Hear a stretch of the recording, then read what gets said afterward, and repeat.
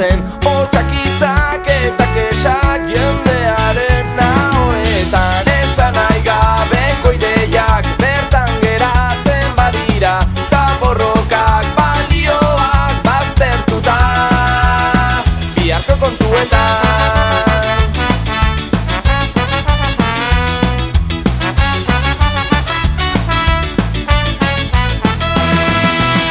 Hau da gure mundua nahi dutenen modura, inertziaren jokua.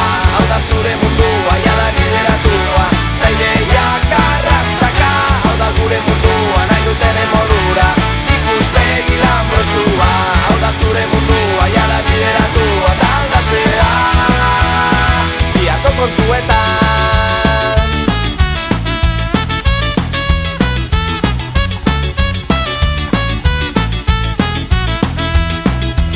Ez utzi zure harima haizearen menpean, ez pasa zure bizitza kontra esanetan. Ez utzi zure harima haizearen menpean, ez pasa zure bizitza kontra esanetan.